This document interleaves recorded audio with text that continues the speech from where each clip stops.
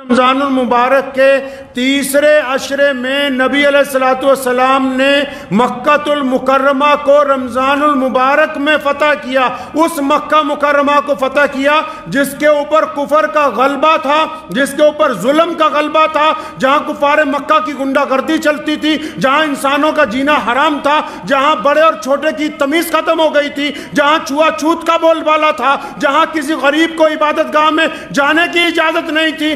نبی علیہ الصلوۃ والسلام نے جو رمضان المبارک جب آیا ان کی زندگی میں، مکہ مکرمہ کو فتح کرنے کے لیے جس مہینے کا انتخاب کیا وہ بھی رمضان المبارک کا مقدس مہینہ ہے، اور معمولی فتح نہیں ہے.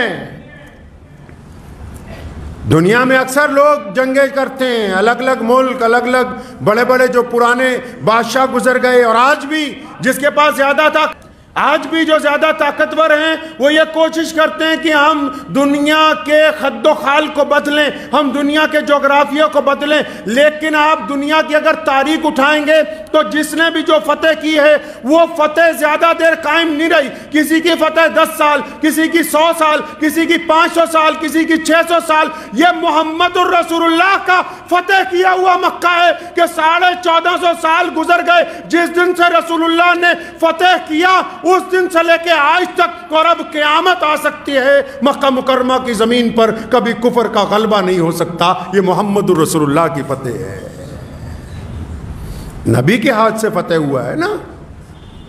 خاتم النبیین صلی اللہ علیہ وسلم کے دست پر فتح ہوا ہے. اور فتح بھی کیسی؟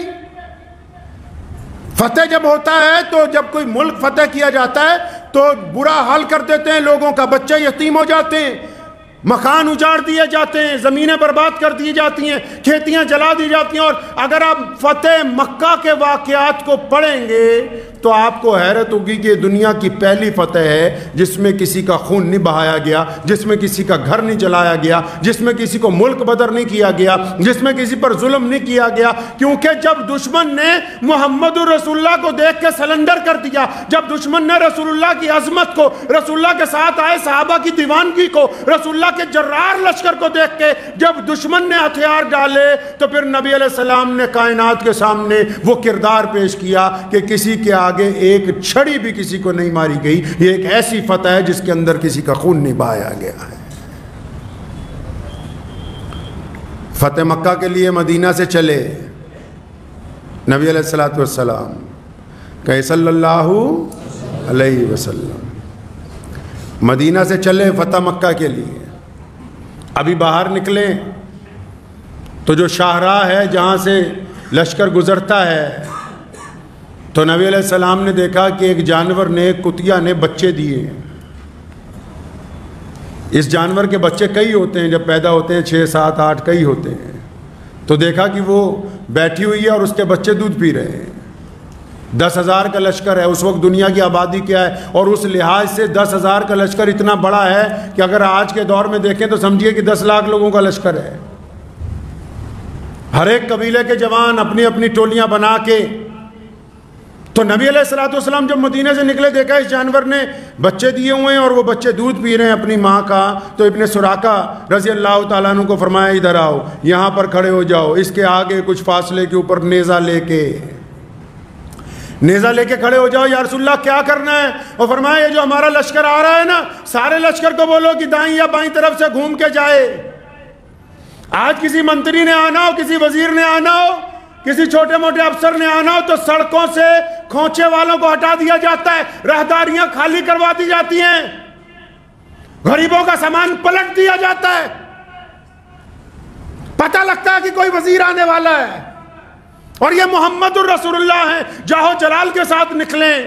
کفر تھر تھر کانپ رہا ہے، لیکن کس درجے کی رحیمی ہے، کس درجے کی رحمت ہے محمد رسول اللہ صلی اللہ علیہ وسلم کے قلب اطہر کے اندر، کہ دیکھتے ہیں کہ جب ایک جانور نے بچے دیے اس کے لیے بھی ایک سپاہی تعینات کر دیا کہ لشکر اپنا رستہ بدل لے. یہ نہ ہو کہ ہماری سواریوں کے نیچے آ کے اس کے بچوں کو نقصان پہنچ جائے، ایسے نقصان پہنچ جائے. جب مکہ مکرمہ کے قریب پہنچے تو آپ صلی اللہ علیہ وسلم نے جب پڑاؤ کیا تو سارا لشکر پہاڑیوں میں پھیلا ہوا تھا. فرمایا سارے آج کی رات یہاں قیام کریں گے، آگ جلاؤ، اپنے اپنے خیمے کے آگے اپنا اپنا کھانا تیار کرو. تو ابو سفیان نے جب دیکھا دور سے، مخبروں نے دیکھا تو گھبرا گئے کہ بھئی اتنا بڑا لشکر ہے، کیونکہ ان کی معاہدہ شکنی کی وجہ سے رسول اللہ آئے تھے، بھئی اتنا بڑا لشکر محمد رسول اللہ لے آئے۔ تو انہوں نے حضرت عباس رضی اللہ عنہ سے کہا کہ عباس تیرے بھتیجے کی تو بادشاہیت قائم ہو گئی۔ تو عباس رضی اللہ عنہ نے فرمایا نہیں نہیں، غلط بات نہ کرو، یہ بادشاہت نہیں ہے، یہ نبوت ہے، یہ محمد رسول اللہ کے دیوانے، یہ حضور نبی علیہ السلام کے پروانے، یہ بادشاہت نہیں ہے۔ پورے مکے میں جتنے لوگ تھے نا، سب کو خبر پہنچ گئی۔ کون لوگ ہیں مکے میں؟ مکے میں جن کو خبر پہنچ گئی کہ محمد رسول اللہ صلی اللہ علیہ وسلم اپنے ایک لشکر کے ساتھ آ گئے، تو کون لوگ ہیں مکے میں جو رہ رہے ہیں؟ یہ وہی لوگ ہیں جو رسول اللہ صلی اللہ علیہ وسلم کو پتھر مارتے تھے، یہ وہی ہیں جنہوں نے بدر کے میدان میں ابو جہل کو ساز و سامان دے کر بھیجا، یہ وہ ہیں جنہوں نے سیدنا بلال کے گلے میں رسی ڈال کے ان کو تپتی ریت پر روزانہ کھینچا، یہ وہ ہیں جنہوں نے عمار بن یاسر کی کھال ادھیڑی، یہ وہ ہیں جنہوں نے حضرت سمیہ کی لاش کے ٹکڑے کر دیے، یہ وہ ہیں جنہوں نے سیدنا ابو بکر صدیق رضی اللہ تعالیٰ عنہ کو زخمی کیا۔ یہ جتنے مکے میں رہنے والے ہیں، یہ امیہ کی اولاد ہیں، یہ عبداللہ بن جدان کی اولاد ہیں، یہ ابو لہب کی اولاد، یہ ابو جہل کی اولاد، یہ سارے کے سارے کون ہیں؟ یہ جنہوں نے ظلم کیا ہے پچھلے 20 سالوں میں محمد رسول اللہ کے اوپر، محمد رسول اللہ کے دیوانوں پر۔ آج اتنا بڑا لشکر دیکھ کے ڈر گئے، بزدل ہیں، ہتھیار ڈال دیے، کہنے لگے ہم نہیں لڑ سکتے اب ان کے ساتھ۔ جب کوئی بندہ ہتھیار بھی ڈال دیتا ہے تو کیا سوچتا ہے؟ اپنے گناہوں کو سوچتا ہے، یہ سوچتا ہے کہ اب میں سلنڈر تو کر دیا ہے لیکن کیا کریں گے، مجھے رہنے تو یہاں دیں گے نہیں۔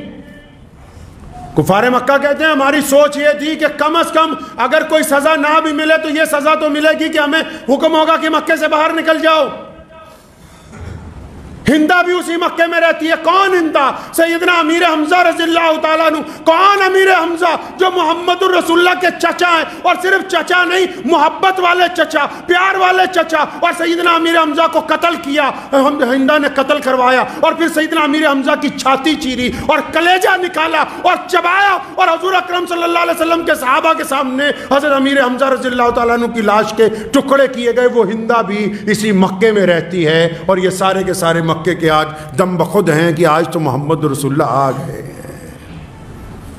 یہ یاد رکھنا کہ 21 رمضان کا دن ہے، کئیوں کو موت آ جاتی ہے روزہ رکھتے ہوئے، گرمیوں کے دن ہیں۔ محمد رسول اللہ صلی اللہ علیہ وسلم جب مکے میں داخل ہوئے، مکے والے کیا سوچتے ہیں کہ اب دربار لگے گا؟ کیا کرتے ہیں دنیا والے جب کسی کے پاس پاور آتی ہے؟ کائنات کا کیا نظام ہے؟ دنیا میں کیا ہوتا ہے جب کوئی بندہ پاور میں آ جاتا ہے؟ پھر وہ انصاف کے تقاضے نہیں پورے کرتا، پھر اس کو ایسا لگتا ہے کہ بس اب میں ہی ہوں، میرے علاوہ دنیا میں کوئی نہیں ہے۔ جو لوگ طاقت میں آ جاتے ہیں پھر ان کو ایسا لگتا ہے کہ بس اب نعوذ باللہ خدا ہی ہم بن گئے ہیں۔ ان کو یہ نہیں پتا کہ ایک وقت گزرنے کے بعد طاقت کوئی بھی ہو ڈھل جاتی ہے، جتنی مرضی چڑھائی چڑھ لو نیچے اترنا ہے، جتنی مرضی طاقت مل جائے آخر اس مٹی کی گود کے اندر واپس جانا ہوگا۔ دنیا کی کوئی طاقت اس عمل کو روک نہیں سکتی ہے۔ تو یہ تمام ظالم اور جتنے مکے کے عام لوگ ہیں نا، تو جب ان کو پتہ لگا نبی علیہ السلام آ گئے تو ڈر گئے کہ اب تو کیا ہوگا ہمارے ساتھ۔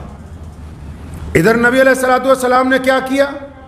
جب لشکر صبح کو روانہ ہوا مکے میں داخل ہونے کے لیے تو نبی علیہ السلام نے کیا کیا؟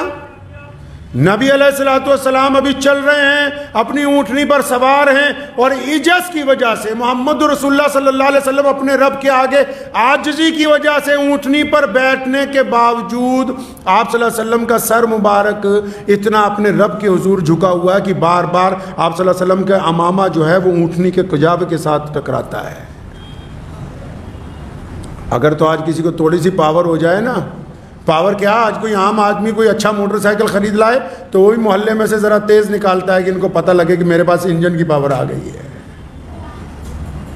اور یہ کیسی طاقت ہے جو محمد رسول اللہ کو اللہ نے عطا کی فتح مکہ پہ؟ یہ حکومت کی طاقت ہے، اقتدار کی طاقت ہے، کوئی دم نہیں مار سکتا ہے اب آگے۔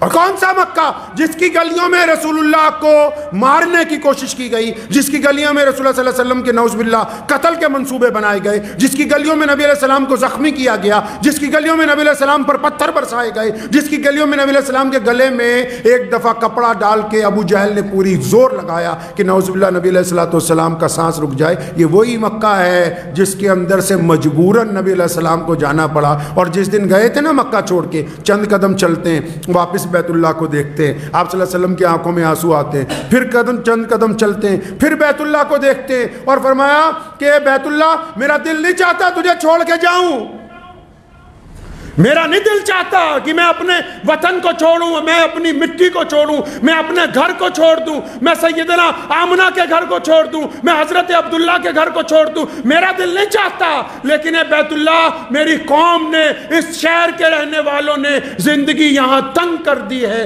اس لیے مکہ المکرمہ کو چھوڑ کے جانا پڑ رہا ہے۔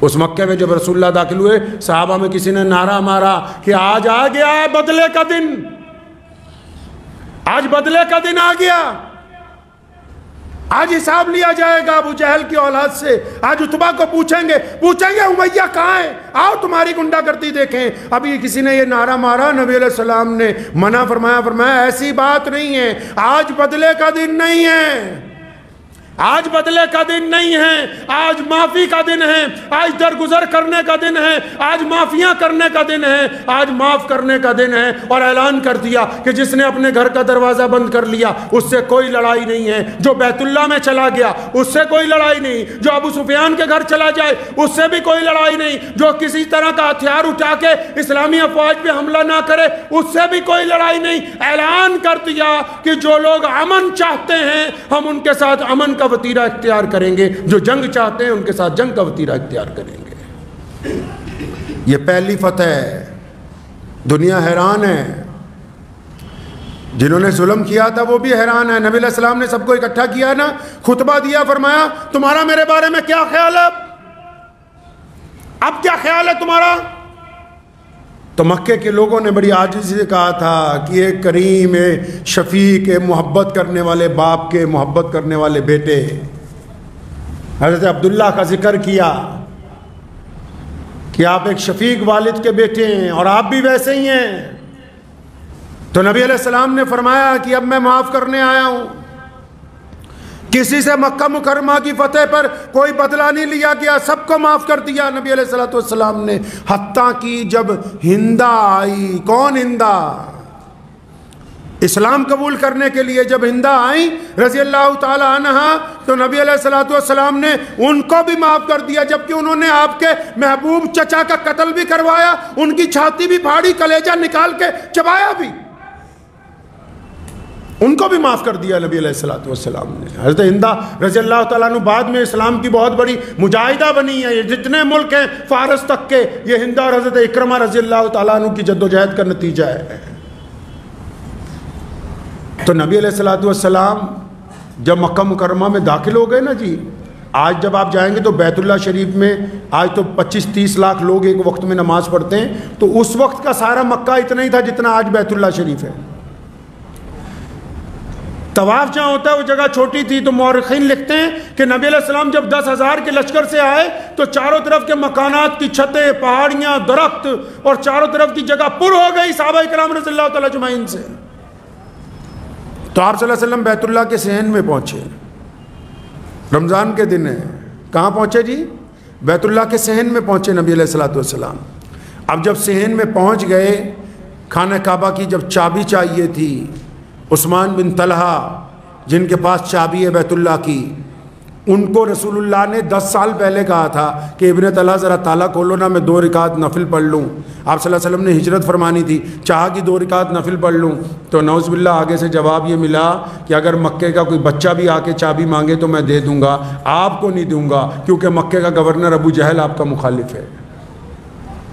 تو نبی علیہ السلام نے بڑی ہمت کی بات کی، نبی علیہ السلام نے کندھے پہ تھپکی ماری، فرمایا ابن طلحہ ایک وقت آئے گا یہ چابی تجھ سے لے لیں گے ہم، ناراض نہیں ہوئے، فرمایا ایک وقت آئے گا ہم یہ چابی تم سے لے لیں گے۔ اور ابن طلحہ کہتے ہیں 10 سال کے عرصے میں بڑی تیاریاں کی کفار مکہ نے، ابو جہل نے بھی بڑی تیاریاں کی، عتبہ بھی ڈینگیں ہانپتا تھا، ابو لہب اور اس کے بیٹے بھی بڑی بڑی باتیں کرتے تھے، لیکن کہتے جب بھی میٹنگ ہوتی تھی نا میرے دل میں بار بار رسول اللہ کی یہ بات یاد آ جاتی تھی کہ وہ کالی کملی والے کہہ کے گئے ہیں کہ ابن طلحہ ایک دن آئے گا کہ یہ چابی ہم تجھ سے لے لیں گے۔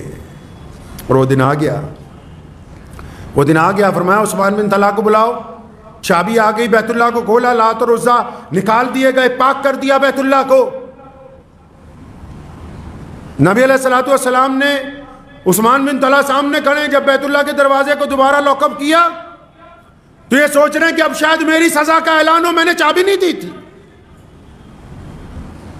آج کل آپ نے دیکھا نہیں، جب کوئی حکومت چلی جاتی ہے تو جو نئی حکومت آتی، جو پرانی حکومت کے ریٹائر وزیر ہوتے ہیں نا، اب اکثر ان کی باتیں سنو گے تو پریس کانفرنس میں کہتے ہیں کوئی بات نہیں، افسران کو ڈراتے ہیں کہ جب ہماری باری آئے گی پھر بتائیں گے۔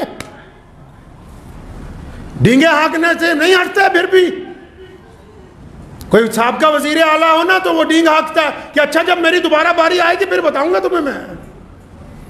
عثمان بن طلحہ کہتے ہیں کہ میں سوچ رہا ہوں کہ اب کیا ہوگا میرے ساتھ، میں نے چابی نہیں دی تھی۔ نبی علیہ الصلوۃ والسلام نے اس کو قریب بلایا، فرمایا اے ابن طلحہ یہ چابی واپس ہم تمہیں کو دے رہے ہیں، اب قیامت تک تمہارے گھرانے میں رہے گی۔ فرماتے ہیں کہ میری طرف چابی نہیں آئی، کلمہ لا الہ الا اللہ محمد رسول اللہ۔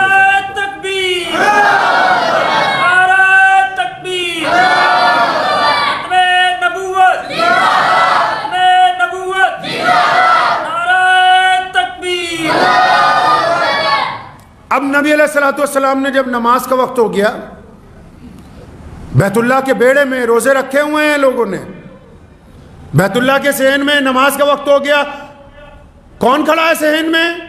کون کون کھڑے ہیں صحن میں؟ پیارے نبی محمد رسول اللہ کے دائیں بائیں سیدنا ابو بکر صدیق رضی اللہ تعالیٰ عنہ، سیدنا عمر فاروق رضی اللہ تعالیٰ عنہ، سیدنا عثمان ذی النورین رضی اللہ تعالیٰ عنہ، حضرت مولا علی کرم اللہ وجہ رضی اللہ تعالیٰ عنہ، عباس رضی اللہ تعالیٰ عنہ صلی اللہ علیہ وسلم کے چچا ہیں، ابو عبیدہ بن جراح امین الامت ہیں، خالد بن ولید مسلمانوں کے ہر اول دستے کے جرنیل ہیں، اور بڑے بڑے صحابہ، حضرت ابو سفیان رضی اللہ تعالیٰ عنہ بھی کھڑے ہیں، ابھی مسلمان ہوئے، مکے کے موجودہ گورنر ہیں، سارے کے سارے کھڑے ہیں۔ تو جب نماز کا وقت ہو گیا نا، کئیوں کے دلوں میں یہ بات ہے کہ آج بیت اللہ میں اذان کون دے گا؟ آج کون دے گا اذان؟ اذان کی جب بات آئی کہ آج کون اذان دے گا تو نبی علیہ الصلوۃ والسلام نے ادھر ادھر نگاہ دوڑائی تو وہ نظر نہیں آئے جن کو رسول اللہ چاہتے ہیں کہ اذان دے، تو فوراً فرمایا او میرا بلال کہاں ہے؟ بلال کہاں ہے؟ کون بلال؟ کون ہے بلال؟ بلال غلام ہے، بلال حبشی ہے، بلال کالے ہیں، بلال کے پیروں میں جوتی نہیں، بلال کے کپڑے پھٹے ہوئے ہیں، بلال کے موٹے موٹے ہونٹ ہیں، اور بلال نے تو جب بیت اللہ کی چوکھٹ پہ سجدہ کرنا چاہا ابو جہل نے مارا، بلال کو امیہ نے مارا، بلال کو عتبہ نے مارا کہ تیری تو ذات نیچی ہے، تو بیت اللہ میں نہیں جا سکتا۔ جب نبی علیہ الصلوۃ والسلام نے فرمایا میرے بلال کہاں ہیں، سارے صحابہ سمجھ گئے کہ آج بھی اگر بیت اللہ کی چھت پہ چڑھ کے کسی کو اذان کا حکم ہوگا تو سیدنا بلال کو ہوگا۔ تو ایک صحابی نے مشورہ دینے والے مخلصین ہر جگہ ہوتے ہیں، تو ایک صحابی نے بڑا مخلصانہ مشورہ نبی علیہ السلام کی کان میں دیا، فرمایا یا رسول اللہ آج مکہ فتح ہو گیا، ان کی کمر ٹوٹ گئی ہے قریش کی، برادری واد بہت تھا نا اس وقت، اور آج بھی اگر مسلمانوں میں کسی کو اپنی برادری زیادہ اچھی لگتی ہے تو اپنی خام خیالی دماغ میں سے نکال دے، اگر برادری اچھی لگتی ہے تو پھر اپنی اوقات پہ آ جائے کہ جو میری برادری اس کی اصلیت پہ رہوں گا۔ محمد رسول اللہ نے برادریوں کی ذات پات کو توڑ کے رکھ دیا اپنی ابتدائی دین کے اندر۔ تو ایک صحابی نے کان میں کہا یا رسول اللہ آج تو قریش کی کمر ٹوٹ گئی، یعنی یہ سب سے تکڑی برادری اپنے آپ کو سمجھتے ہیں کہ بڑے عزت دار ہیں ہم، یا رسول اللہ ان کی تو کمر ٹوٹ گئی، آج بھی اگر بلال بیت اللہ کی چھت پہ چڑھیں گے، یہ غلام کو چڑھاؤ گے چھت پہ تو ان کی رہی سہی بھی ختم ہو جائے گی۔ ہمارے پاس تو بنو ہاشم میں سے اور قریش کے بڑے بڑے سردار جو مسلمان ہو چکے ہیں پہلے سے، سیدنا ابو بکر صدیق رضی اللہ تعالیٰ عنہ جیسے شہزادے اور عمر بن خطاب رضی اللہ تعالیٰ عنہ جیسے جلیل القدر صحابی موجود ہیں، اور اہل بیت میں سے حضرت علی رضی اللہ تعالیٰ عنہ سامنے کھڑے ہیں۔ یا رسول اللہ ان کی تو کمر ٹوٹ گئی ہے. آج اگر ایک غلام اوپر چڑھ گیا نا بیت اللہ کی چھت پہ اذان دینے کے لیے تو ان کی رہی سہی بھی ختم ہو جائے گی. بات کان میں کہی گئی تھی، جواب کان میں آنا چاہیے تھا، لیکن قربان جاؤں پیارے رسول اللہ صلی اللہ علیہ وسلم پر. ان کو ڈانٹا. وہ فرمایا کیسی باتیں کرتا ہے؟ مکے کی گلیوں میں اگر مار کھانی ہو تو بلال کا ہے، کسی کے گلے میں رسی ڈال کے کھینچی جائے تو بلال ہو، جنگ بدر میں زخم کھانے ہو تو بلال ہو، اور یہ امیہ اگر کسی کی جان کا دشمن ہو تو وہ سیدنا بلال ہو. اور جن کو میرا نام لینے کی وجہ سے ایک دو دن نہیں کئی سال روزانہ اذیت پہنچائی گئی ہو وہ سیدنا بلال ہو. پھر یہ کیسے ہو سکتا ہے کہ آج بلال کے علاوہ کوئی اور مؤذن رسول بن جائے؟ فرمایا آج اگر بیت اللہ کی چھت پہ چڑھ کے کوئی اذان دے گا تو میرا بلال دے گا. سیدنا بلال رضی اللہ عنہ بھاگے بھاگے آئے. لکھتے ہیں کہ میں نے جب اپنا نام سنا مجھے آگے بلایا جا رہا ہے تو گھبرا گیا. فرمایا میں تو غلام ہوں، آگے بڑے بڑے شہزادے کھڑے ہیں، غلاموں کی کیا ضرورت پڑ گئی؟ جب قریب آیا نبی علیہ السلام نے فرمایا بلال آج بیت اللہ کی چھت پہ اذان آپ دیں گے. حکم جب ہو گیا تو فرماتے جب میں نے منڈیر پکڑی نا بیت اللہ کی اوپر چڑھنے کے لیے، فرماتے میرے جسم پر رضا طاری ہو گیا، لرزہ طاری ہو گیا، رونے لگا. بلال یار تو غلام آدمی ہے، بلال غلام ہے یار، تجھے تو مکے میں صبح شام لوگ مارتے تھے، کالا ہے، حبشی ہے، یہ کیا کر دیا؟ ایسا کون سا کام کیا بلال کہ آج یہ دیکھو سارے چودھری نیچے کھڑے ہیں، آج تم بیت اللہ کی چھت پہ چڑھ رہے ہو؟ بلال کیا ایسا کیا ہے تم نے؟ تھے نا محمد رسول اللہ کے تربیت یافتہ. فوراً سیدنا بلال نے اپنے دل کو کہا، فوراً جب رو رہے تھے، جب یہ سوال آیا نا دل میں کہ بلال ایسا کیا کیا، پیارے نبی علیہ السلام کی طرف دیکھا اور اپنے آپ کو کہتے ہیں بلال یہ جو کالی کملی والے سے تیری محبت ہے نا، یہ جو محمد رسول اللہ سے تیرا عشق ہے نا، یہ جو تو نے ان کی غلامی اختیار کی ہے نا، یہ بادشاہی اس غلامی کی عوض ملی ہے، یہ اس لیے ملا ہے یہ درجہ کیونکہ تو محمد رسول اللہ سے پیار کرتا ہے. فرمایا جب میں بیت اللہ کی چھت پہ چڑھ گیا نا، بیت اللہ کی چھت پہ چڑھ کے بلال رضی اللہ عنہ نے وہ کام کیا ہے، قربان جاؤں وہ کام کیا ہے کہ رہتی دنیا تک کفر کی اور شرک کرنے والوں کی اور اس کے علاوہ منکرین ختم نبوت کی رگ کاٹ کے رکھ دی. جو بیت اللہ کی چھت پہ چڑھ کے بلال نے کام کر دیا. جب چھت پہ چڑھے نا بیت اللہ کی، اللہ کرے آپ سب لوگ بیت اللہ کو دیکھ کے آئیں انشاءاللہ تعالی. جنہوں نے بیت اللہ کو دیکھ رکھا ہے اپنی آنکھوں سے وہ بھی جانتے ہیں، جنہوں نے آنکھوں سے نہیں دیکھا فوٹو میں دیکھا ہے وہ بھی جانتے ہیں کہ ساری دنیا کے کروڑوں مسلمان بیت اللہ کی طرف منہ کر کے نماز پڑھتے ہیں اور ساری دنیا کے کروڑوں مسلمان بیت اللہ کے چاروں طرف چکر لگاتے ہیں، لیکن کبھی بیت اللہ کی چھت پہ کسی کو نہیں چڑھا دیکھا ہوگا. بیت اللہ کی چھت پہ گلاب بدلنے کے علاوہ کوئی نہیں گیا. کبھی کوئی اذان نہیں ہوئی بیت اللہ کی چھت پہ، کوئی نماز نہیں ہوئی. بلال جب چڑھے بیت اللہ کی چھت پہ، فرماتے رسول اللہ نے فرمایا بلال اذان دو. اب بلال اذان تو دے لیکن اذان کس طرح منہ کر کے دی جاتی ہے بھائی؟ مسجد میں جب مؤذن اذان دیتا ہے اس کا منہ کس طرف ہوتا ہے؟ کس طرح منہ کر کے اذان دے گا مؤذن بھائی؟ مؤذن جب اذان دیتا ہے تو کعبے کی طرف منہ کر کے اذان دیتا ہے. بنا کعبے کی طرف منہ کیے اذان ہو نہیں سکتی ہے. دنیا میں کہیں بھی رہو اگر اذان دینی ہے تو چہرہ کدھر ہو؟ کعبے کی طرف ہونا چاہیے. اب بلال کہاں ہیں بھائی؟ بلال تو کعبے کی چھت پر ہیں. کس کی چھت پر؟ کعبے کی چھت پہ.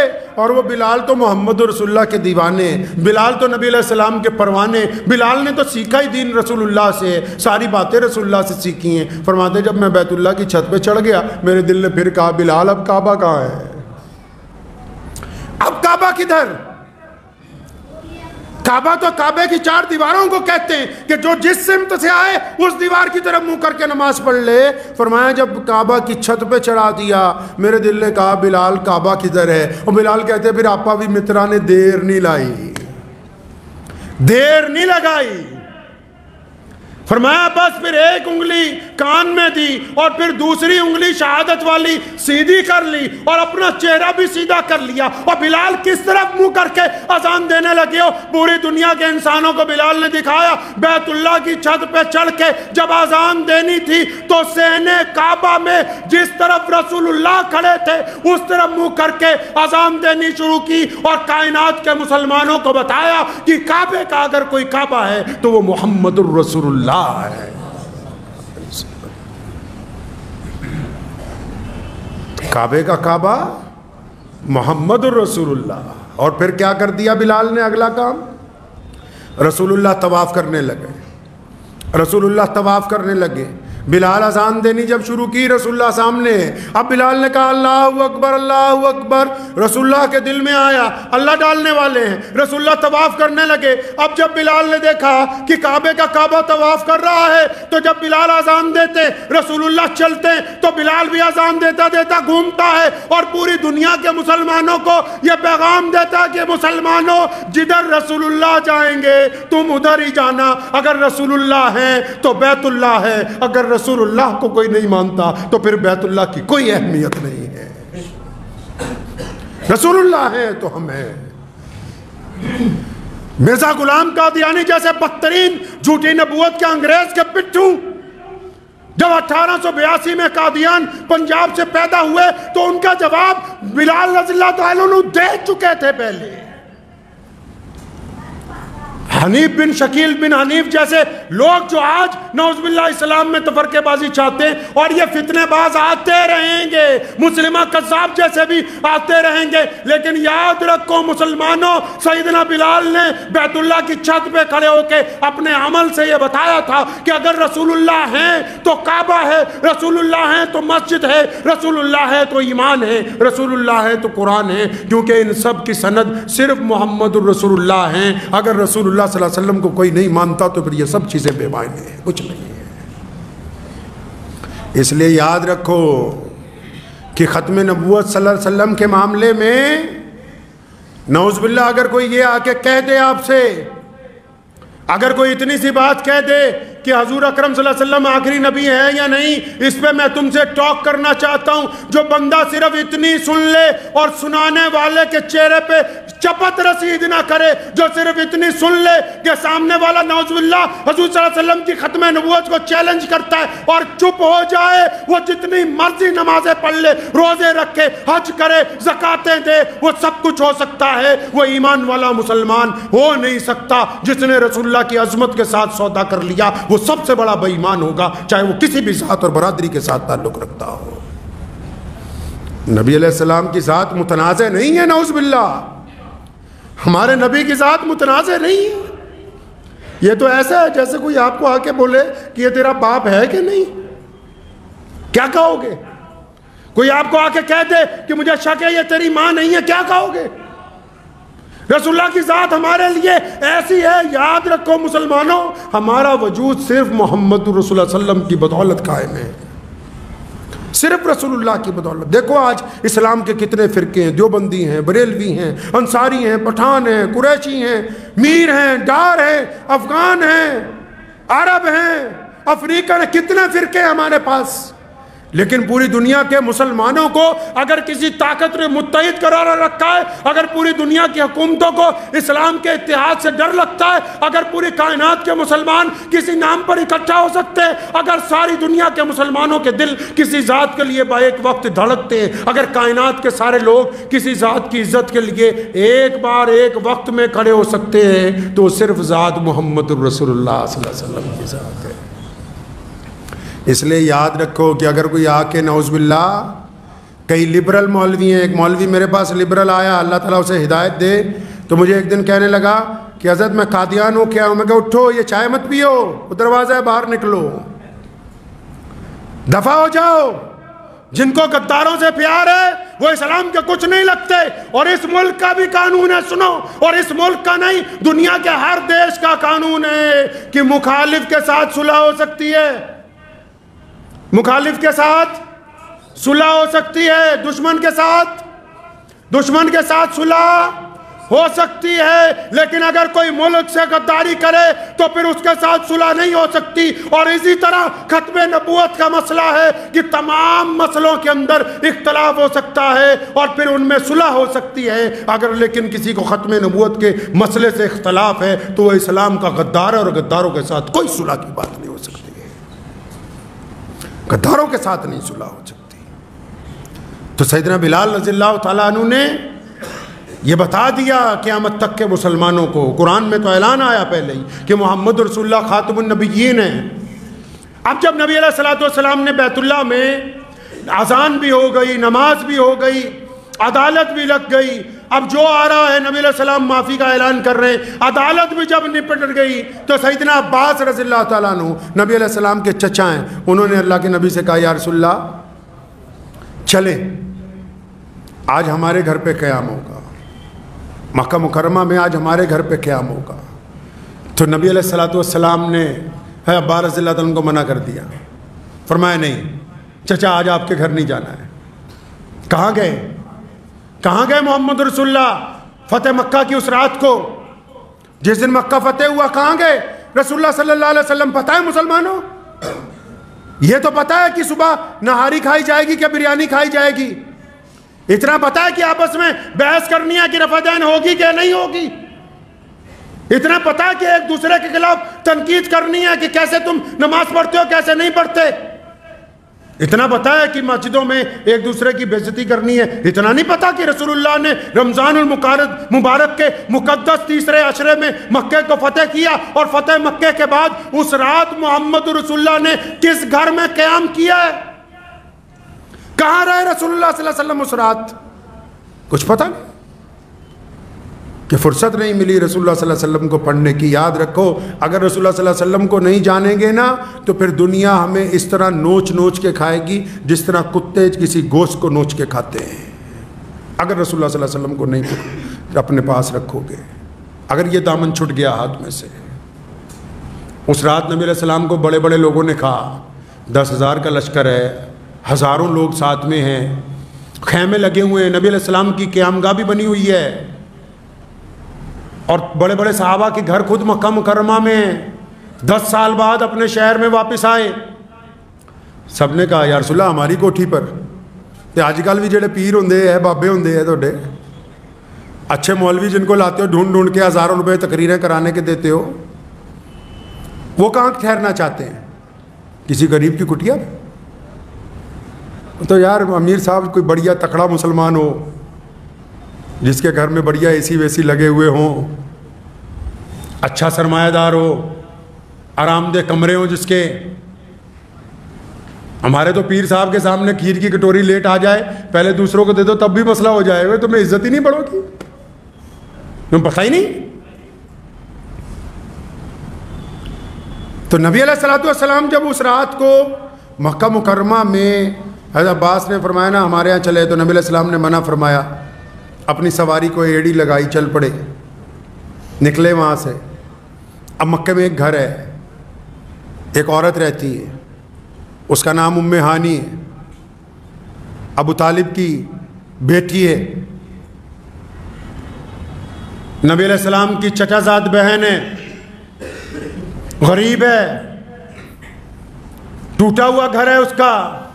آدمی اس لیے چھوڑ کے چلا گیا کہ تو رسول اللہ کے دین پر کیوں چلی گئی، غربت میں زندگی گزار رہی ہے بچوں کے ساتھ۔ اب جس در نبی علیہ السلام مکے میں آئے سارے گھر میں اطلاع پہنچ گئی، اس گھر میں بھی خبر پہنچی ہوئی ہے کہ رسول اللہ آ گئے، آج مکے میں ان کی سرکار بن گئی۔ اب نبی علیہ الصلوۃ والسلام نے جب ادھر کا ارادہ کیا تو ادھر گھر میں کیا حالت ہے؟ اب بچوں کو جب وہ اپنے بھائی محمد صلی اللہ علیہ وسلم کے قصے سنا رہی ہیں کہ ہم نے بچپن اکٹھے گزارا ہے، وہ ہمارے گھر رہتے تھے، ہم نے اکٹھے وقت گزارا ہے، ہمارے ابا کو ان سے بڑا پیار تھا، وہ بڑی عظمت والے ہیں، وہ بچپن سے بڑی حیا والے ہیں۔ اب جب بچوں کو قصے سنا رہی ہے تو بچے، جو چھوٹا بچہ ہے اس نے کہا بچے سوال بہت کرتے نا، اچانک بچے سوال بہت کرتے ہیں، تو ایک چھوٹے بچے نے سوال کیا، اماں آپ بار بار کہتی رہتی ہو کہ محمد صلی اللہ علیہ وسلم آپ کے بھائی ہیں، اگر یہ آپ کے بھائی ہیں تو پھر کیا ماموں ہمارے گھر نہیں آئیں گے، ہمارے یہاں نہیں آئیں گے؟ ام ہانی رضی اللہ عنہ فرماتی ہیں کہ میں بچے کی بات کا جواب نہیں دے سکی، میرے دل میں اندر سے رونا آیا اور میرے دل میں خیال آیا کہ نبی علیہ السلام تو آج بہت زیادہ مصروف ہوں گے، اتنا بڑا لشکر ہے، اتنا بڑے لوگ ہیں، بیت اللہ کی فتح ہوئی، سارے معاملات دیکھنے، شہر کے معاملات، جنگ کے معاملات، ڈیفنس کے معاملات، سول کے معاملات، نبی علیہ السلام کے پاس تو اتنے لوگ ہوں گے، اتنے مقدمات ہیں، اب ان کو کیا یاد ہوگا کہ ایک غریب بہن مکے میں رہتی ہے؟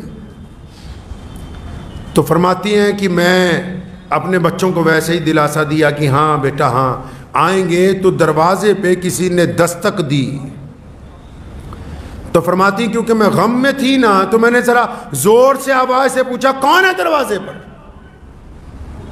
بیس رات کے پہلے پہر کون آ گیا؟ عشاء کی نماز کے بعد کون ہے یہ دروازے پر؟ ہمارا تو کوئی مکے میں پرسان حال نہیں ہے، بچوں کا باپ چھوڑ کے چلا گیا کہ مسلمان کیوں ہو گئی، کوئی پرسان حال نہیں ہے، کون آ گیا اس وقت رات کو؟ فرمایا جب دستک ہوئی میں نے سوال کیا تو ادھر سے آواز آئی کہ ہانی دروازہ کھولو نا، میں تمہارا بھائی محمد الرسول اللہ۔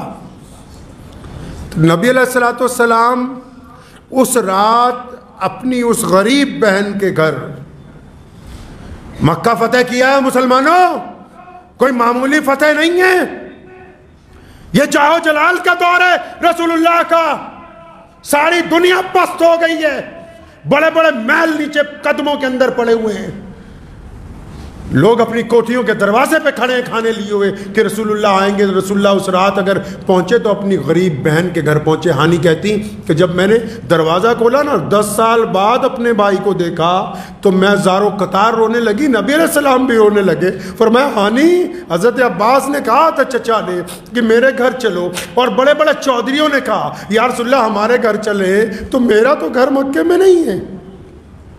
فرمایا میرا کوئی مکے میں گھر نہیں، لیکن میرے دل میں آیا کہ میری بہن تو مکے میں رہتی، تو میں اپنی بہن کے گھر کیوں نہ جاؤں۔ حضرت ام ہانی رضی اللہ تعالیٰ عنہ حیران ہے، ہو سکتا ہے کوئی ملک کا بہت بڑا مملکت کا صدر بن جائے، کوئی آج کوئی وزیر بن جائے، کوئی بڑا افسر بن جائے، اور جیتنے کے بعد اپنی کسی غریب بہن کے دروازے پہ پہنچ جائے، اپنے کسی غریب کے دوست کے دروازے پہ پہنچ جائے رات کو۔ نبی علیہ السلام کی فتح مکہ نے دنیا کو جینے کا ڈھنگ دیا ہے، بتایا کہ جیتے کیسے ہیں، زندگی کس کو کہتے ہیں۔ آپ صلی اللہ علیہ وسلم اپنی بہن کو دیکھ کے بہت آپ صلی اللہ علیہ وسلم کی آنکھوں میں آنسو آئے، بھی مکے کے لوگوں نے اتنا ظلم کیا کہ بھائی بہن سب چھٹ گئے، اندر تشریف لے گئے۔ فرمایا میرے دل میں ایک اور بات تھی ہانی، میں نے یہ سوچا کسی چودھری کے گھر جائیں گے، کسی سردار کے گھر جائیں گے، بڑا تکلف رہے گا، میں نے سوچا اپنی بہن کے گھر جاؤں گا نا تو کوئی تکلف نہیں ہوگا، جہاں دل چاہے گا بیٹھیں گے، جیسے دل چاہے گا باتیں کریں گے، اپنے گھر تو کوئی تکلف نہیں ہوتا۔ نبی علیہ السلام نے فوراً فرمایا ہانی کچھ کھانے کو لاؤ، بڑی بھوک لگی ہے، سارا دن تو بڑی مصروفیت کا دن تھا نا، آج مکہ فتح کیا، بیت اللہ کو پاک کروایا لات اور عزا سے، نمازیں پڑھائیں، قیدیوں کو معاف کیا، مکے کی حکومت کو سیٹلمنٹ دی، آج تو بڑا مصروفیت کا دن تھا، کچھ کھانے کو لاؤ۔ ام ہانی روتی اٹھیں، فرمایا یا رسول اللہ ایک باسی روٹی ہے گھر میں، ایک باسی روٹی، ہمارے تو نخرے مان نہیں، خدا کی قسم ہمارے نخرے نہیں مان، ہم جب دسترخوان پہ بیٹھتے ہیں نا، ہمیں ان سبزیوں کو دیکھ کے، کبھی ان 4-5 کھانوں کو دیکھ کے دل میں خیال آیا کہ رسول اللہ صلی اللہ علیہ وسلم کے سامنے کتنی طرح کا سالن رکھا گیا ہے، آیا کبھی دل میں خیال؟ نبی علیہ السلام کا ایک قاعدہ تھا کہ آپ صلی اللہ علیہ وسلم باسی کھانا نہیں کھاتے تھے، ایک مرتبہ کھایا ام ہانی کے گھر اس دن رات کو، فرمایا یا رسول اللہ باسی روٹی ہے، لے آئی، پانی سے دھوئی، نرم کیا روٹی کو، دو جہاں کے مالک ہیں محمد رسول اللہ صلی اللہ علیہ وسلم۔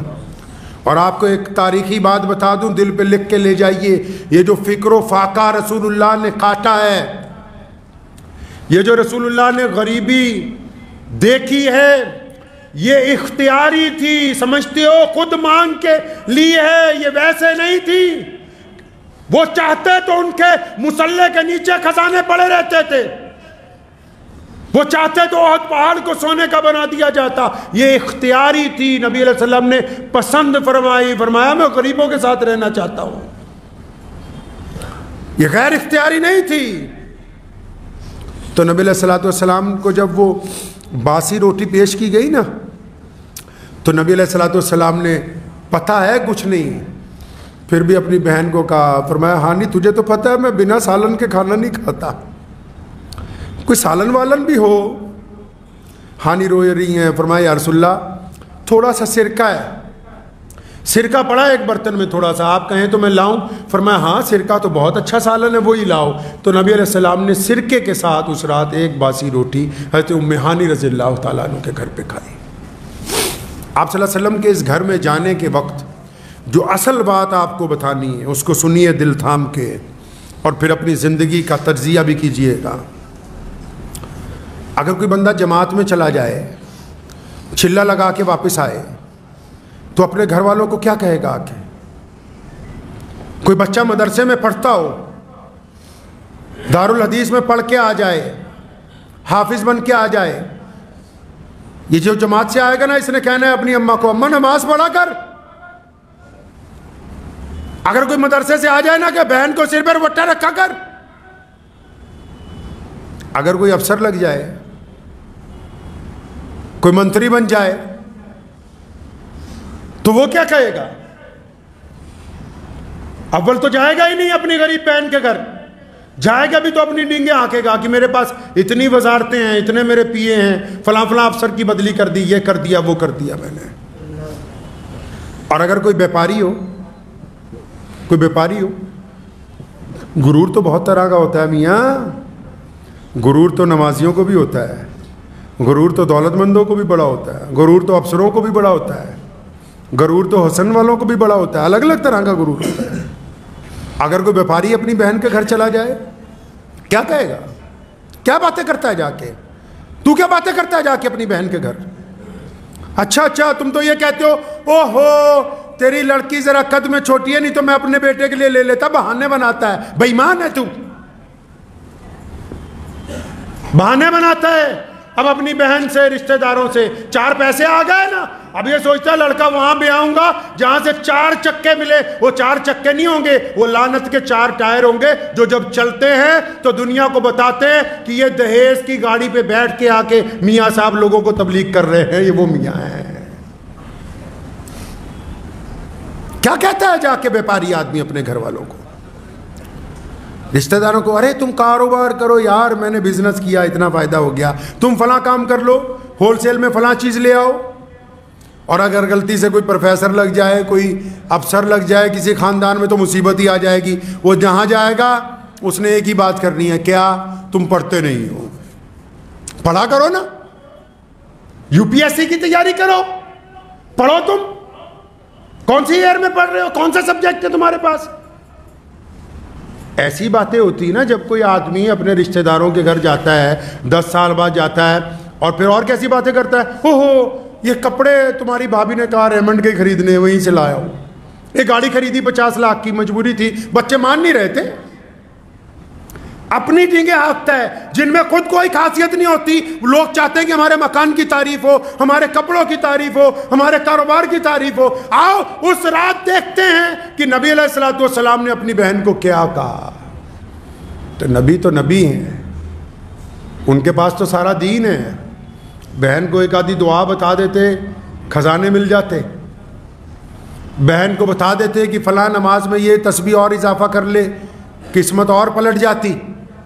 کیا کہا ہوگا؟ کبھی سوچا ہے آپ نے؟ کبھی جا کے پوچھا ہے کسی مولوی سے کہ پیارے نبی علیہ السلام اس رات سیدنا ام ہانی کے جب گھر پہ پہنچ گئے تو کیا کہا محمد الرسول اللہ نے اپنی بہن سے؟ آؤ مسلمانوں دل تھام کے سنو، جب ام ہانی نے کہا یا رسول اللہ آپ کا بستر لگا دیا، ایک چٹائی کھجور کی بچھا دی گئی، ایک پھٹا بوریا بچھا دیا گیا، یا رسول اللہ آپ کا بستر لگا دیا، آپ تھکے ہوئے ہیں، آپ آرام کریں۔ تو نبی علیہ السلام جب اپنے بستر پر بیٹھے تھے نا، تو علیہ السلام نے فرمایا ہانی آج آرام نہیں کرنا ہے، تو بھی تو آ نا، یہاں میرے سامنے بیٹھ، اپنی بہن کو اپنے سامنے بٹھایا، بھانجے بھی آ کر بیٹھ گئے، نبی علیہ السلام کی بہن کے بچے بھی بیٹھ گئے۔ اب نبی علیہ السلام ادھر دنیا داروں کو دیکھو، جو جس لائن کا ہے وہ اسی لائن کی ڈینگیں ہانکتا ہے۔ تو نبی علیہ السلام نے اس رات کیا کہا؟ ام ہانی سامنے بیٹھی ہیں، نبی علیہ السلام تشریف فرما ہیں۔ مسلمانوں، نبی علیہ السلام نے ایسی بات کہی اس رات، میرا ایمان ہے کہ آسمان پھٹ گیا تھا، زمین کی چھاتی چر گئی تھی۔ اپنی بہن کو سامنے بٹھایا اور بٹھانے کے بعد کہنے لگے، ہانی تجھے پتہ ہے کہ میری پیدائش سے چند مہینے پہلے میرے ابا حضرت عبداللہ کا وصال ہو گیا، وہ اس دنیا سے چلے گئے۔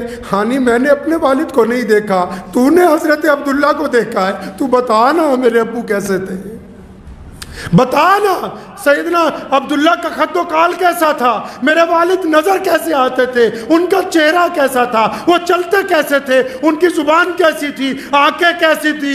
ام ہانی کہتی اللہ کے نبی زاروں قطار رونے لگے کہ میں نے اپنے والد کو نہیں دیکھا، کچھ تو ہی بتا مجھے میرے ابا کے بارے میں۔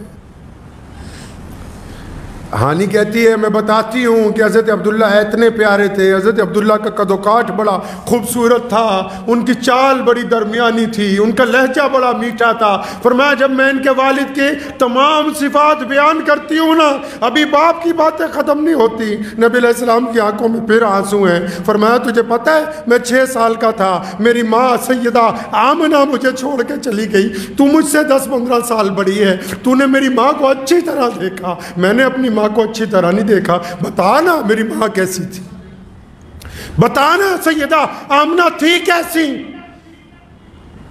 مسلمانوں، محمد رسول اللہ نے اس رات اپنے ابو کو یاد کیا، اپنی امی کو یاد کیا، اپنے دادا کو یاد کیا، اپنے بھائیوں کو یاد کیا، اپنے چچا کو یاد کیا، اور کائنات کے لوگوں کو سمجھا دی یہ بات، یہ بتا دیا تمہیں کہ جب تم اونچے مقام پر بھی پہنچ جاؤ تو پھر ان کو یاد کرنا جو اس وقت تمہارے ساتھ تھے جب تمہارے ساتھ تھا کوئی نہیں۔ حضرت محمد رسول اللہ 6 سال کے ہیں، امی چلی گئی۔ کتنے سال کے بھائی؟ 6 سال کے امی چلی گئیں۔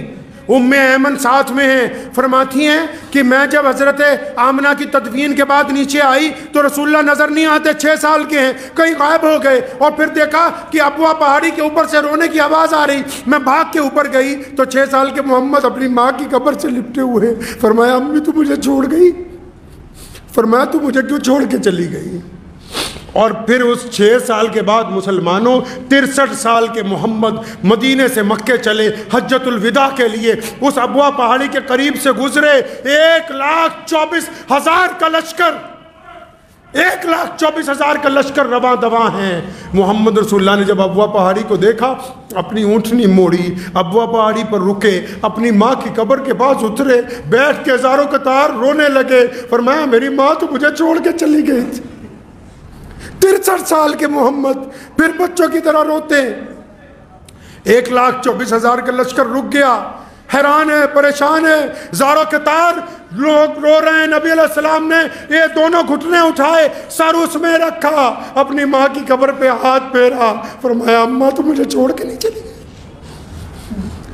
سارے حیران ہیں، سنو تمہارے نبی نے کیا کیا۔ مسلمانوں، نبی علیہ السلام نے یہ کیا جب بہت دیر ہو گئی روتے روتے نا، جب 63 سال کے تھے، جب ابوا پہاڑی پر رکے تو سیدنا ابو بکر نے ایک بار پھر آ کے جب پھر ڈالی، یا رسول اللہ بس کیجئے، یا رسول اللہ آگے مکے میں لوگ انتظار کرتے ہیں، ارے قربان جاؤں محمد صلی اللہ علیہ وسلم پر۔ تاریخی بات کہی سیدنا ابو بکر پہ، فرمایا ابو بکر آج میں نہیں جاؤں گا، آج کی رات یہیں ابوا پہاڑی پر اپنی ماں کی قبر کے پاس بستر لگا کے رہوں گا، آج میں اپنی ماں کے پاس نہیں چاہتا۔ میں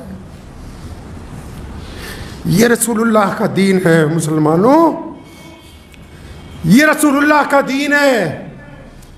انہوں نے ہمیں سمجھایا ہے کہ حکومت میں رشتے کیسے نبھانے، انصاف کر کے، معاف کر کے، رشتہ داریوں میں رشتے کیسے نبھانے، ان کو اپنا وقت دے کے ماں باپ سے کیسے رشتے نبھانے، ان کے لیے اپنا وقت قربان کر کے جو چلے گئے ان سے رشتے کیسے نبھانے، ان کو یاد کر کے رسول اللہ نے قدم قدم پہ مسلمانوں اپنے کردار سے ہمیں تربیت دی ہے۔ اگر اب بھی مسلمانوں کو دین سمجھ نہیں آئے گا تو کوئی فتویٰ، کوئی مسئلہ ان کو دین سمجھا نہیں سکتا ہے۔ یہ آج کے دن کے واقعات ہیں، رمضان کے اس عشرے کے آخری عشرے کے. تو دعا کیجئے کہ ہمیں نبی علیہ الصلوۃ والسلام کی زندگی سے اللہ سیکھنے کی توفیق عطا. امید ہے کہ آپ کو یہ ویڈیو پسند آئی ہوگی. اگر پسند آئی ہو تو یہ آپ اپنے دوستوں کے ساتھ شیئر کریں اور اس چینل کو سبسکرائب ضرور کریں.